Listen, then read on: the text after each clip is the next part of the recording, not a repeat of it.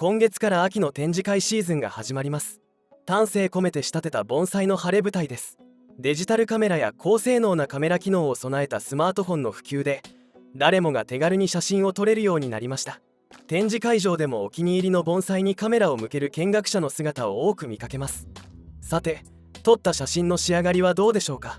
より綺麗に、よりかっこよく撮るために、盆栽春秋編集部が写真を撮るときに心がけている10のコツをお教えします。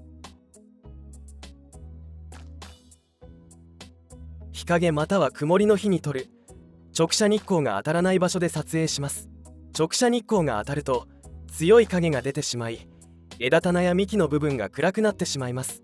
盆栽を移動させたり、光を遮ったりして盆栽を影の中で撮影しましょう。明るい曇りの日が撮影しやすいでしょう。屋内の展示会では強い照明が当たっていることもあります。照明の向きが変えられると良いでしょう。三脚を使用する。展示会場では他の見学者の邪魔になることから、一般見学者の三脚の使用を禁止しているところもありますので、事前にご確認ください。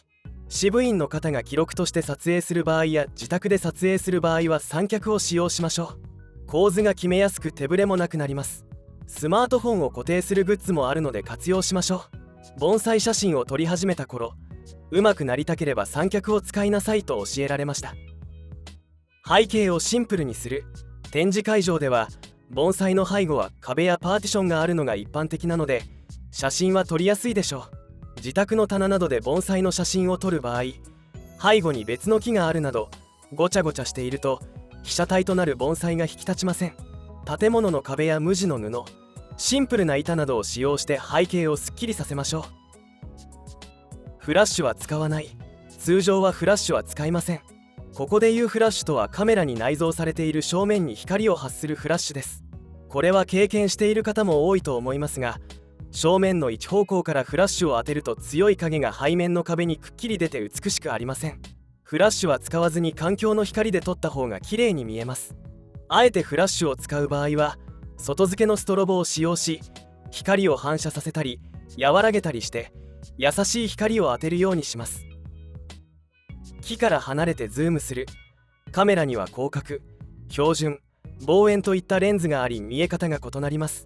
広角レンズを使うと木の近くから全体を映すことができますが、左右が広がったり奥行きが強調されたりと見た目と違った印象に映ってしまいます。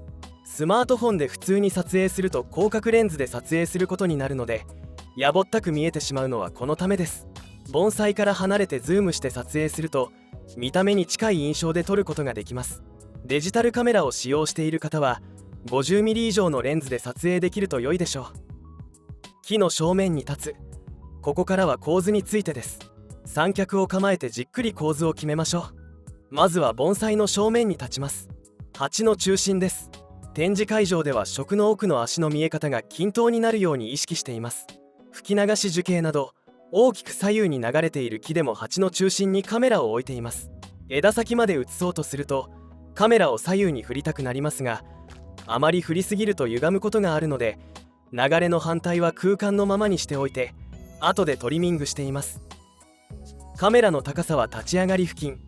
カメラの高さはカメラマンによって好みがありそうですが、立ち上がり付近に合わせて鉢の左右の縁がやや見えるくらいにしています。立った状態の目線ではかなり高いので、腰をかがめて撮影することになります。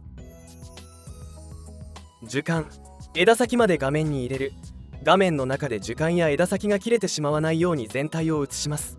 本に掲載するときに食は切ってしまうことがありますが、鉢は全て入れますので鉢も切らないようにします。水平を意識する。木の正面に立ったらしっかりと水平を撮ります。どんな写真でも水平が撮れているとかっこよく見えるものです。絞り値は F8 から F11、 最後に一眼レフなどのデジカメで撮影する方に、絞り値は F8 から F11 くらいを基本にしています。 F2.8 など開放値で撮影してしまうとピントの幅が狭すぎて前枝に合わせると後枝がボケていることになります。絞り込んで全体にピントが合うようにしましょう。 F16 以上に絞り込んでも良いですが、感度を上げるかシャッタースピードを遅くする必要があります。この他にも3点飾り、商品箱飾りは天板の裏側が見えないようにしたり、県外樹形もできるだけカメラの位置を高くして8縁まで上げるようにするなど、かっこよく見えるような写真の撮り方を心がけています。盆栽写真の撮り方についてお困りの方は、盆栽春秋編集部にご連絡いただくか、展示会取材の際にお声かけください。